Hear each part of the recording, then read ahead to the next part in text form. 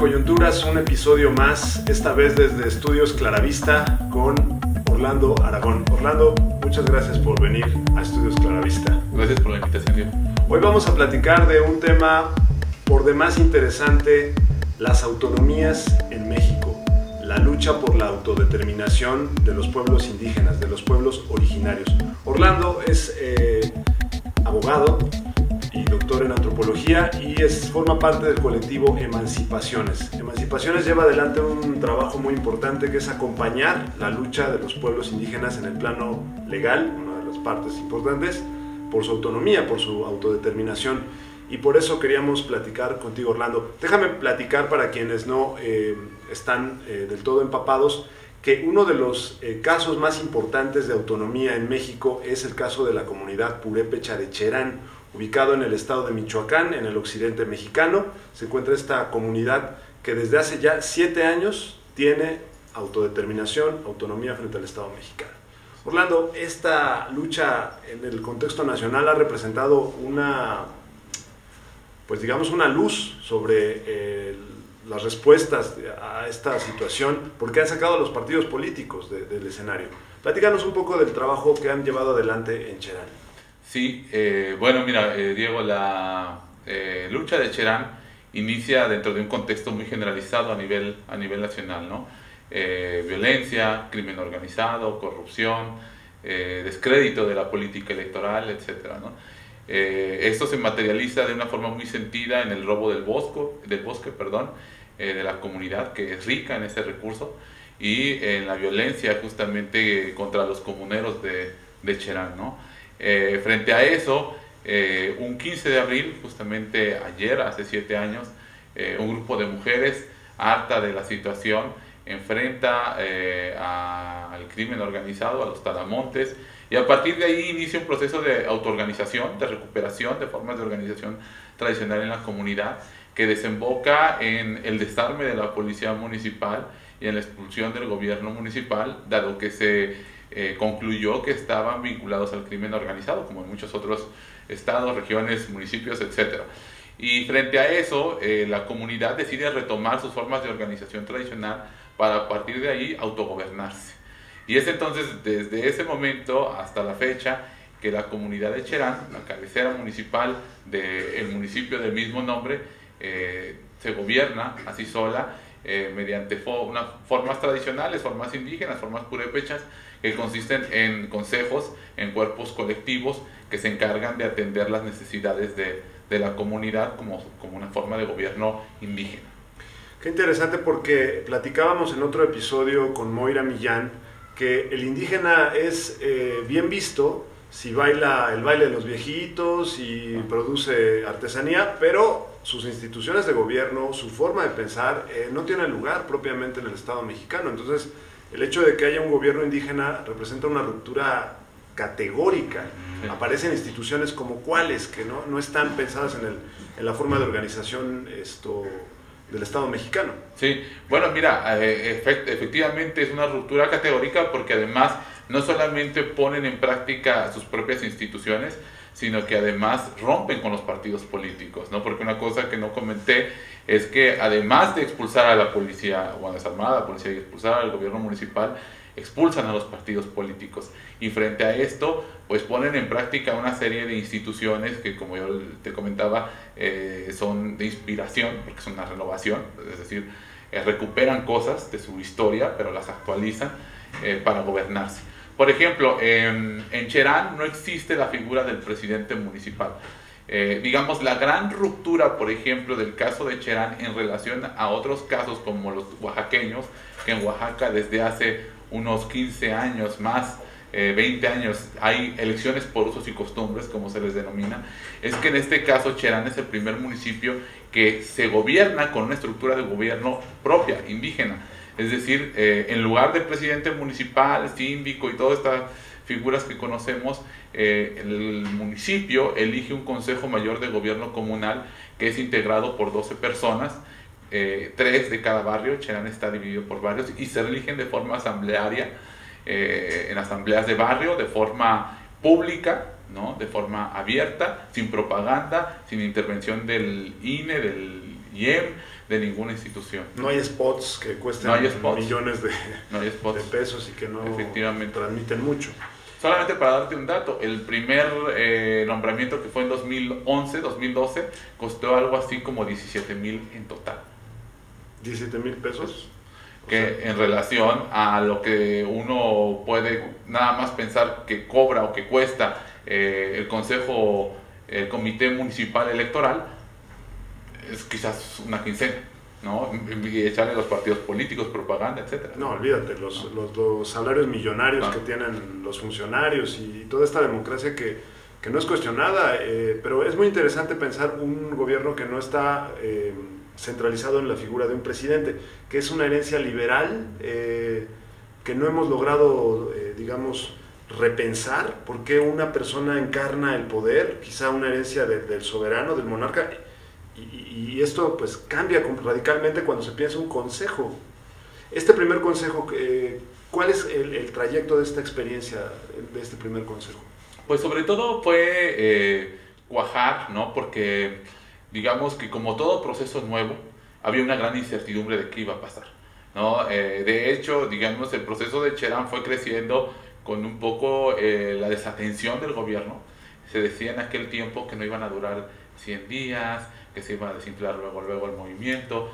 Sin embargo, el desafío en aquellos años, en los primeros años, fue justamente que esto que era una lucha no quedara en un movimiento más en la meseta, que a los días se desarmara, ¿no? Se desalentara, sino que fuera, digamos, hacia un rumbo político que lograra establecer las nuevas aspiraciones de la comunidad, una nueva forma de gobierno fuera de los partidos políticos, y tratar justamente de consolidar el reconocimiento que estaban teniendo, ¿no? Porque el reconocimiento que obtiene Cherán en 2011 deviene de la Sala Superior del Tribunal Electoral del Poder Judicial de la Federación, que lo reconoce justamente con este derecho de elegir una autoridad por usos y costumbres, pero además de un gobierno por usos y costumbres. Sin embargo, todo eso contradecía o contradice la Constitución y otros ordenamientos, ¿no? Esto fue posible justamente por los tratados internacionales que ha firmado el Estado mexicano. Entonces, el gran desafío del primer consejo fue justamente eso, cómo logran establecer las bases para el nuevo proyecto que se estaba llevando, ¿no?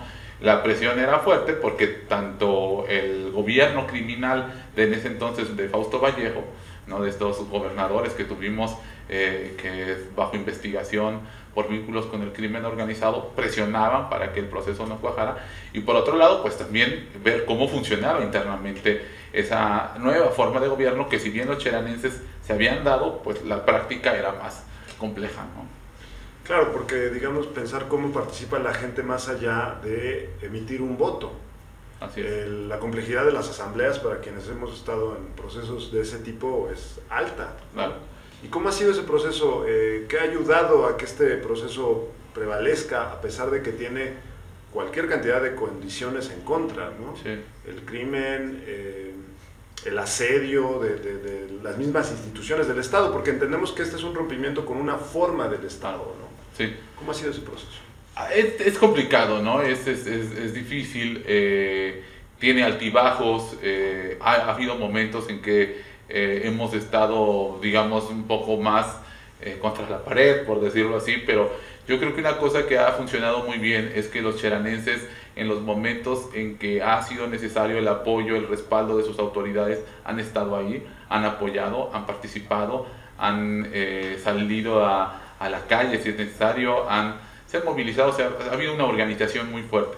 Y que también la gente que acompañamos, que nos solidarizamos con el movimiento, que no somos ahí de Cherán, me parece que hemos contribuido en algo, ¿no? Entonces yo creo que una de las grandes virtudes de Cherán, de este movimiento, es que ha sabido conjuntar, vamos a decirlo así, esfuerzos de muchos sectores y llevarlos a una dirección que le ha permitido ir pasando dificultades, ¿no? Que les ha ido permitiendo sobreponerse a desafíos que, como bien dices, pues vienen de muchas direcciones, desde que el gobernador primero les estaba poniendo peros para darles recursos públicos, tratando de asfixiar al gobierno, hasta el crimen organizado que no deja de estar cerca de la región asediando, ¿no? Asediando. El peligro más, digamos, pensándolo desde el diseño institucional, es peligroso que un ejemplo de este tipo prevalezca, porque estamos hablando de un municipio que eliminó al presidente municipal, una figura que en muchos municipios es el Judas de la comunidad, ¿no? La gente se entera que el presidente municipal ya vendió el bosque cuando ya están los taladores o el manglar o los recursos. El caso, por ejemplo, en el Istmo de Tehuantepec, de comunidades que se enteran que ya está concesionado la laguna a las empresas eólicas y el ayuntamiento ya fue vendido, o sea, se vendió pues. Entonces hay un cambio radical en la forma de entender el gobierno, y la cuestión, lo siguiente es pensar que desde la democracia electoral yo participo un día con mi voto y luego exijo que el gobierno suceda allá y que me beneficie acá. No hay esta retribución de decir, bueno, es mi gobierno, yo tengo que participar. Entonces el ejemplo de Cherán es fuerte. ¿Ha permeado este ejemplo en la región, en el país incluso, te diría? ¿Cómo ha sido este proceso? Sí, yo creo que ha permeado, ¿no? Y como dices tú, yo creo que una cosa, quizás una de las cosas más transformadoras, vamos a ponerle ese término, vamos a decirlo así, es justamente eso, cómo se alienta la participación, cómo no se le expropia, digamos, un gobernante, y cómo justamente se crean los mecanismos para que los ciudadanos, en este caso los cheranenses, puedan estar exigiendo cotidianamente cuentas a sus autoridades, ¿no? A mí me ha tocado ir justamente a asambleas en donde en realidad la verdad es que a los queris, que así se les llama a los integrantes del Consejo Mayor, son asambleas difíciles, se les exige mucho, ¿no? Contrario, por ejemplo, a como lo que estamos acostumbrados nosotros, que al presidente municipal o a la autoridad no se le vuelve a tocar después del día de la elección, no se le vuelve a ver, no es posible reclamarle nada. Acá cada 8 días están obligados a comparecer ante su barrio y a rendir cuenta de lo que están haciendo. Entonces eso es difícil, pero justamente por eso creo que muchos otros pueblos, muchas otras comunidades han visto en Cherán un ejemplo que les inspira para poner en marcha justamente estos procesos, ¿no? Y bueno, claro, desde 2015, desde quizás un poco antes, en Guerrero, que también tienen una fuerte tradición de organización indígena social, han intentado y han estado llevando a cabo procesos que buscan inspirarse en el proceso de Cherán para llegar a municipios también autónomos, ¿no? Entonces tenemos ya el caso ahí de dos municipios, que es San Luis Acatlán, en un primer orden, fue el primero que intentó hacerlo. Desafortunadamente no pudo derrotar completamente a los partidos políticos, que como en Cherán se unieron todos en contra del pueblo, y lograron triunfar. Y el segundo es Ayutla de los Libres, de Guerrero también, que ese municipio sí pudo sobreponerse, digamos, a esta resistencia, y que está justamente ahora por estrenar su gobierno comunitario, que además también te habla justamente de la evolución, quizás, si me permites esa palabra, de este mismo proceso, porque Cherán es una comunidad, son purépechas, es un pueblo más o menos homogéneo culturalmente. Ayutla de los Libres son más de 100 comunidades, con 4 pueblos indígenas distintos, con 4 lenguas distintas, afromexicanos y mestizos. Y el gran desafío que están haciendo ellos es cómo inventan o generan, recuperan, se imaginan una autoridad comunitaria, asamblearia, municipal.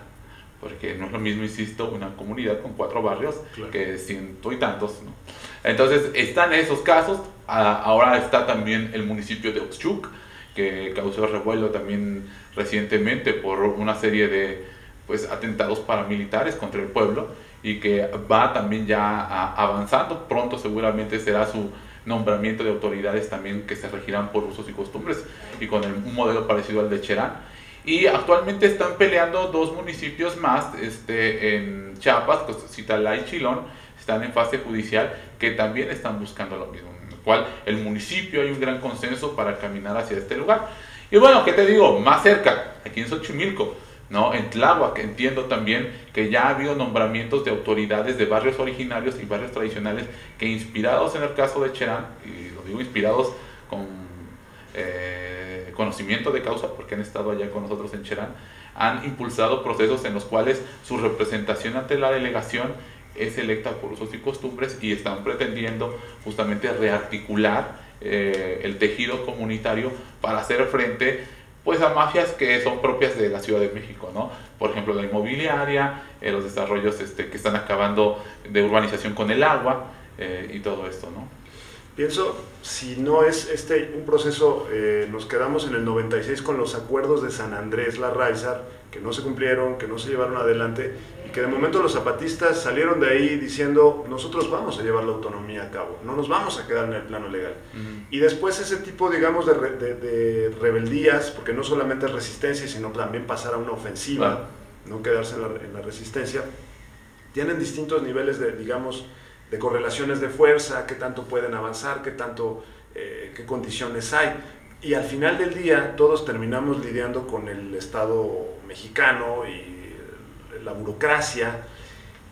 ¿Cómo ha sido el proceso de adaptación entre un Estado mexicano que no reconoce en los hechos una nación pluricultural y una realidad que es pluricultural y que ha estado disputándole eso a nivel gestión, a nivel presupuestos? ¿Cómo ha sido este proceso, Orlando? Yo creo que muy difícil, ¿no? O sea, yo creo que las comunidades, los pueblos, los municipios integrados por comunidades indígenas tienen todo en contra. Es una pelea muy desigual, ¿no? Pero eso no quiere decir que no tengan agencia, que no tengan acción, que no tengan capacidad de organización, que es lo que los caracteriza. Y justamente ahí está vamos a decirlo así, la disputa, por decirlo de alguna forma. El Estado, cuando ve que ha perdido terreno, lo que intenta mediante otras formas es cómo captura, cómo coopta esa movilización, ¿no? Una de las cosas que, por ejemplo, en Cherán creo que se ha intentado cuidar mucho es que no se convierta en una simulación, que esto no se convierta en un rótulo, sino que sí tenga contenido de autonomía y que se defienda esa rebeldía frente al Estado como es, ¿no? Creo que ellos obviamente creo que no le llamarían así, pero la pelea es por descolonizar al Estado, justamente. Ahorita tú empleabas esta cuestión del liberalismo y toda esta situación de los presidentes municipales, es cómo se indigeniza o cómo se indianiza al Estado. Justamente cómo lo que están peleando las comunidades es transformar al Estado desde abajo, desde el municipio y desde su propio interior. Solo que ahí es donde quizás es más fuerte el propio Estado, pero la pelea está ahí. La pelea la están dando porque son las condiciones que tiene Cherán y tienen estos otros pueblos. Entonces, los pueblos, mediante su organización, mediante la lucha social, mediante la rebeldía y ahora incorporando un instrumento jurídico, dan esa pelea. Es donde están disputando justamente esta forma, otra, de hacer Estado o de posibilidad de hacer Estado, ¿no? Como dices tú, están rompiendo con una forma particular de Estado que los ha segregado, que los ha excluido, que los ha marginado, pero están, a mi juicio, por supuesto, tratando de reinventar al Estado, de hacerlo, como dices tú, en la práctica pluricultural, intercultural, no solamente como un membrete, no solamente como dices tú, la danza de los viejitos, sino como no solamente se ponen en práctica instituciones lógicas de las comunidades para gobernarse ellos, sino también cómo eso está transformando al propio Estado, porque lo transforma en su conjunto, a pesar de que a lo mejor pueda parecer que esto nada más es de comunidades y de municipios indígenas, en realidad está transformando al propio Estado. Y los pueblos y las comunidades que te estoy comentando están aceptando ese desafío, ¿no? Están dando esa batalla que, como te digo, es muy desigual, pero que sin embargo ha habido avances, ha habido también quizás tropiezos, pero se avanza, ¿no? Pienso en cómo sostener una batalla tan desigual y una pelea tan permanente como es darle batalla al Estado. Uno de los pilares del Estado, lo sabemos, es la cultura, las prácticas culturales, la forma en que se reproduce, en la forma en que aprendimos a ser mexicanos. ¿Cómo ha sido la gestión de la educación en Cherán y qué papel ha tenido la cultura en este proceso de resistencia? Orlando, que también a veces no lo vemos, la parte política gana mucho el discurso, pero abajo se hace el atole y la fogata, y eso es un fuego importante, ¿no? Claro. No, la cultura es definitiva, ¿no? O sea, la simple posibilidad de que el cansancio no haya llegado para decir ya, ¿para qué nos sentamos cada semana a discutir cosas? Ya mejor vámonos. O sea, evidentemente el sustrato cultural de los purépechas y de las comunidades indígenas es muy importante para eso, ¿no? Quizás es lo que es a veces difícil en un contexto urbano en donde justamente nuestra cultura es distinta. Yo no creo que sea imposible, pero sí hay una diferencia fuerte, ¿no? Yo creo que estas formas que están históricas de los pueblos potencian y potencializan esa posibilidad de, vamos a decirlo así, de diálogo, ¿no? De rendición de cuenta constante.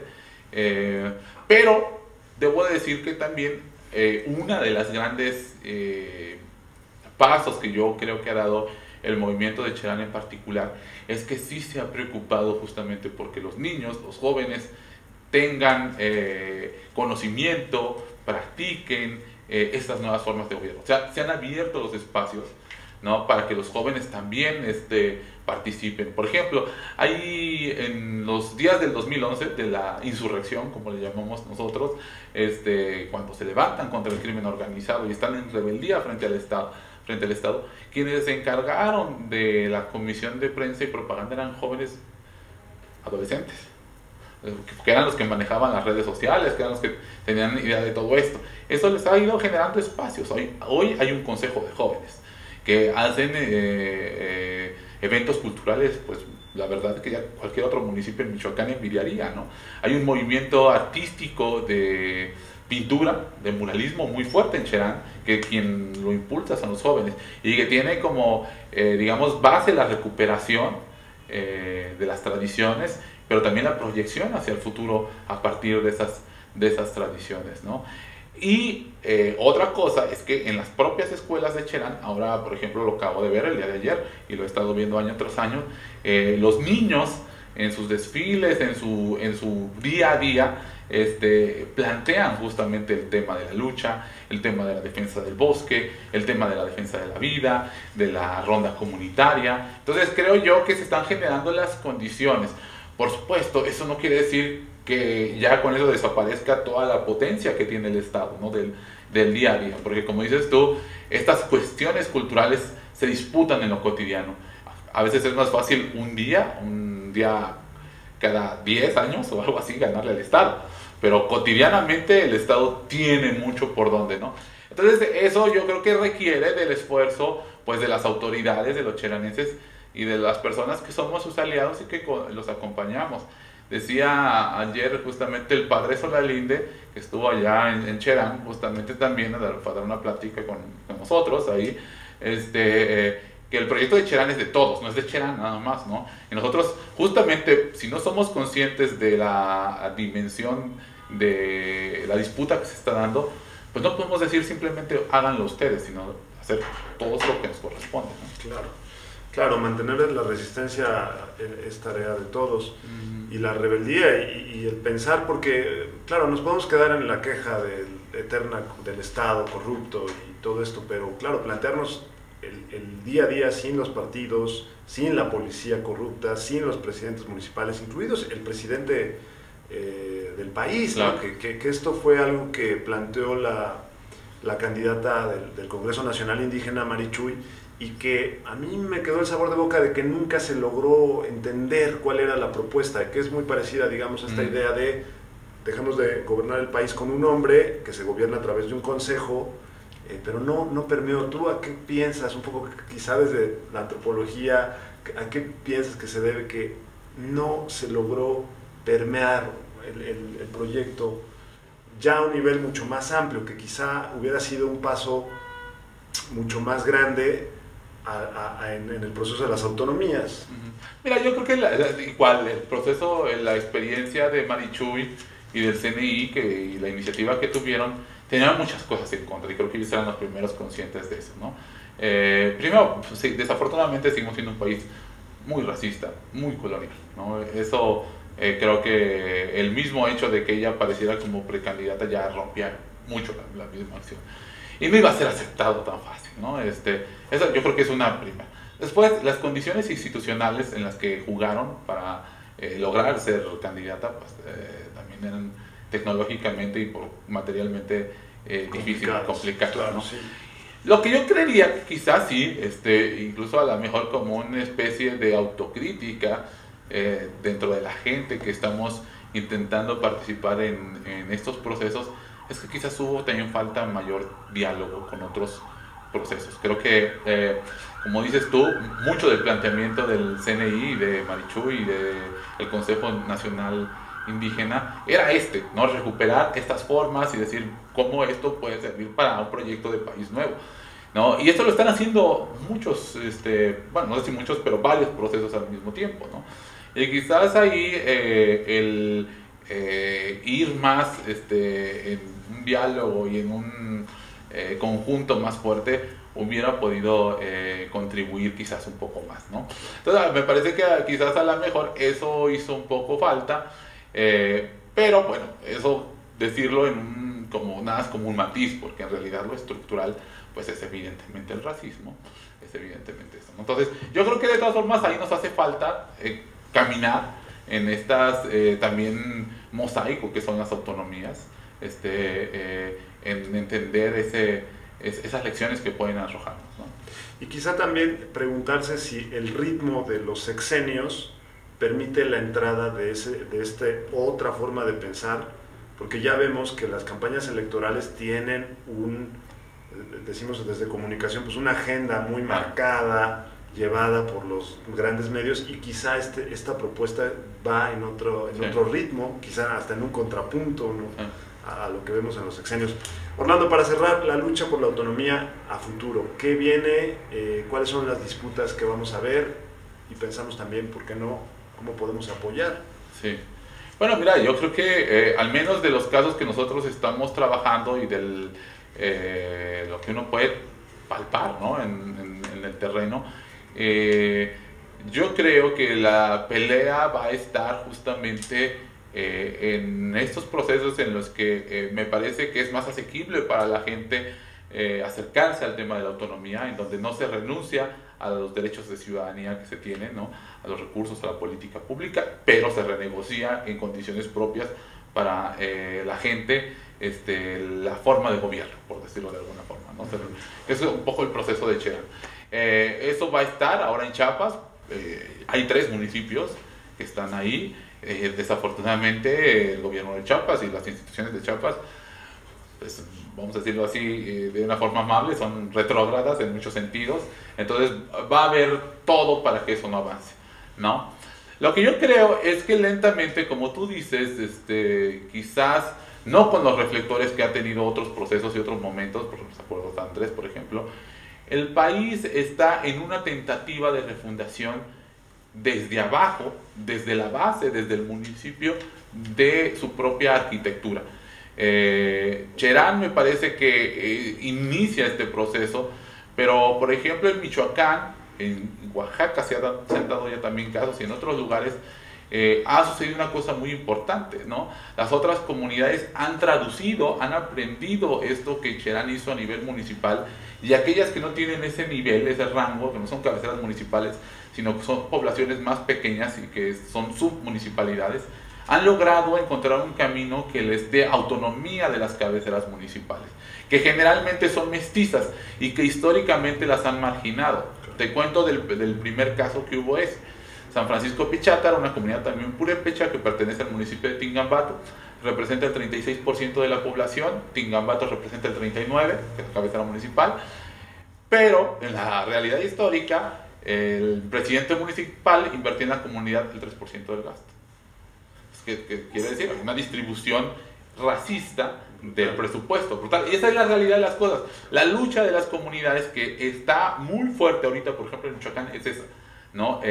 Cuando Pichátaro triunfa y logra que le den el 36% del presupuesto, que ellos lo administren y que lo administren en forma de gobierno comunal, pues todas las demás comunidades van ahí, ¿no? Sacan a los partidos políticos y van ahí. Entonces lo que yo creo es que estamos viendo Cherán, Ayutla, la gente de Chiapas, estos procesos están desde abajo desestabilizando estas bases coloniales y racistas del Estado, y están dando la pelea, ¿no? No se está hablando, no estamos en un constituyente, no hay una nueva constitución, es más, todavía no sabemos qué va a pasar en este año, ¿no? Que va a pasar. Sin embargo, como tú dices, el tiempo de esa política no es el tiempo de la elección, es su propio tiempo, quizás entre penumbras para nosotros, pero están cambiando el país ya. Es más, ya lo cambiaron, ¿no? Incluso resulte lo que vaya a acabar en sus procesos, me parece que ya están haciendo una transformación y que, bueno, ahora la pelea, la pregunta es, ¿lograrán su cometido, transformar el Estado, o quedarán en una experiencia temporal efímera que después es vuelta a ser integrada por este mismo modelo que tenemos que los excluye, ¿no? O sea, ahí está la pelea, creo yo, y ahí es donde vamos a ver, desde mi punto de vista, a menos que pase una transformación nacional que no parece previsible, la disputa por la autonomía en los próximos años.